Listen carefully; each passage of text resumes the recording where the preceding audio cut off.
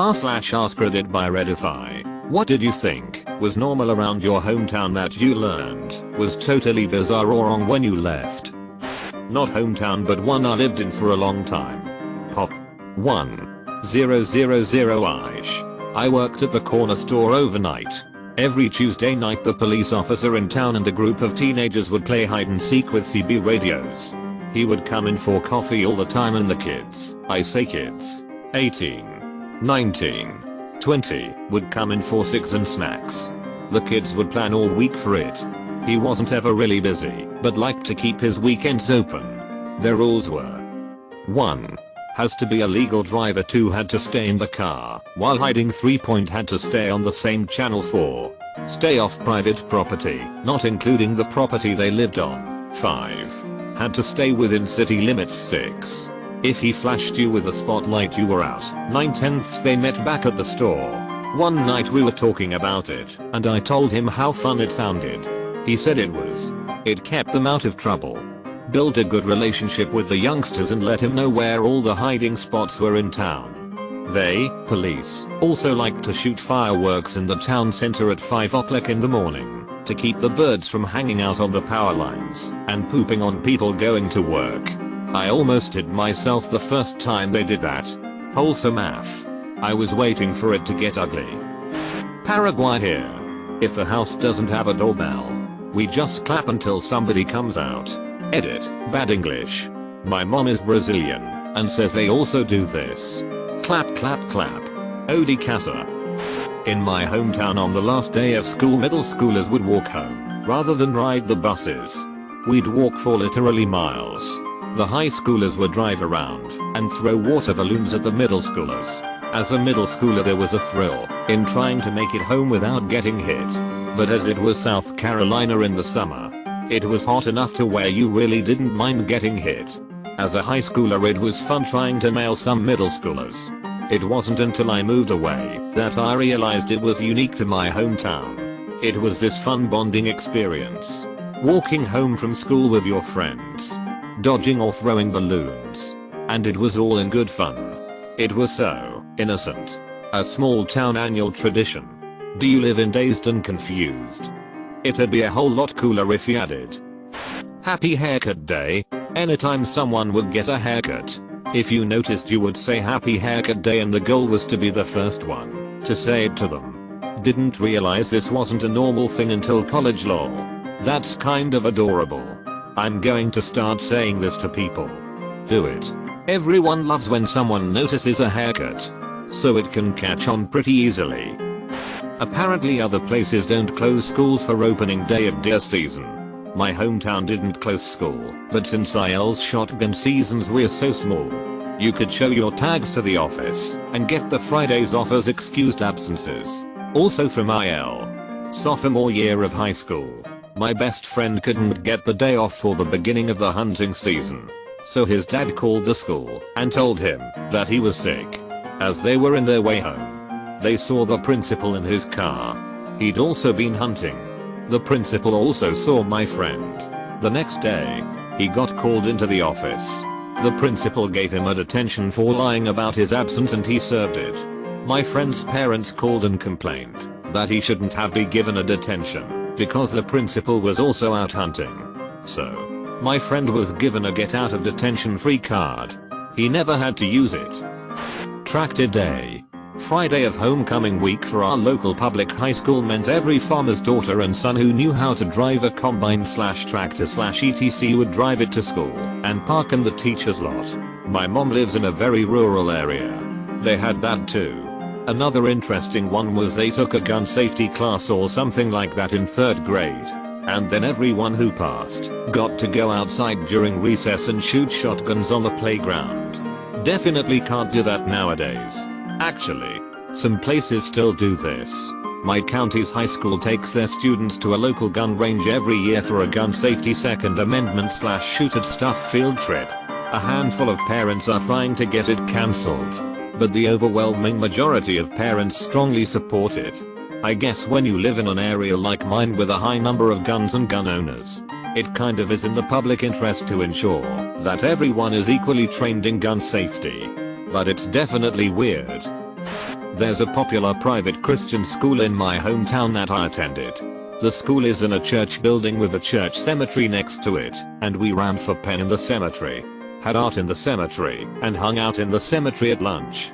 I thought this was normal until I went to public school. Nuapee. I mean, I've played in a cemetery like everyone else, but if anything, I got yelled at for it. Hopefully by the living. In my childhood neighborhood, you could go to one house and get a handful of candy, a different house for a soda, another house for a cookie, and yet another for a popsicle. Most of these people didn't have their own children. Only the cookie house had kids, but I think they were Mennonite and homeschooled. These folks just kept goodies around for the neighborhood kids. It didn't have to be Halloween or Easter. Any old Tuesday afternoon was fine with them. Anytime I've brought it up since, I've been told stuff like, you're lucky you didn't get poisoned or kidnapped, but the community I grew up in believed it took a village to raise a child and were just truly being good neighbors. There is a certain stranger danger factor to taking food from random people, but these people don't sound random at all. They in fact sound very consistent and familiar. Well, they definitely became pretty consistent and familiar after the first time. I can tell you that. But originally they were all just randos in the 2 or 3 blocks around my home. Going corning on Halloween. You break the hardened kernels off an ear of dried corn and go around the neighborhood throwing it at people's doors and then hiding/running away. Once I moved out of rural Pennsylvania, no one else had heard of it. It sounds like some parents just didn't want to clean up toilet paper or dog it, so they all got together and agreed to spread a new tradition. It made such a satisfying noise when it hit the door. Well done, parents. Our schools were also closed for the first day of buck and the first day of doe. Pretty country overall, really. Being second or third cousin by blood or marriage to almost everyone in town. Someone riding a horse or tractor through town. Everything closes on Sunday except the churches. People randomly stopping to ask you if you need a ride home, if you're walking around. And not the creepy free candy kind of asking, but genuine, hey, how's your grandma? Need a lift? The 1950s? You grew up there too? In Minnesota we played Duck Duck Grey Duck. Not Duck Duck Goose. We played Duck Duck Grey Goose in college. That's called compromise. Censorship. Our local TV station refused to air that NYPD Blue episode where the rest of the nation got to see Andy Sapowic's bare ass. We also got all the N-bombs taken out of our copy of Huck Finn in school. He was Slave Jim to us. And when Kick-Ass premiered at our local theater, we didn't even get $signs on the marquee. It instead read Kick-A. Reminds me of Zion. IL. The movie theater was showing Heck Boy when I was there. Heckraiser. In 2 years, we had 2 student/teacher marriages that happened shortly after the student graduated. I wouldn't say I thought it was totally normal at the time, but looking back, it seems really messed up. We also had a teacher and student, a junior, living together. But since they were both female, it was assumed that the teacher was helping out a teenager in a difficult family situation. That's concerning. We had a few in my town as well, and all of them are still doing very well, surprisingly enough, after many years. I got laughed at when I moved to North Carolina for calling a drinking fountain a bubbler. Edit, I'm from central Wisconsin.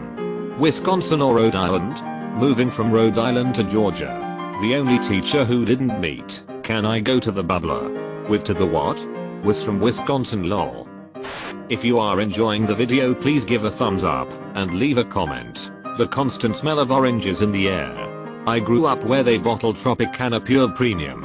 Bruh. Where is this? I wanna live there, so every day smells like Sorin.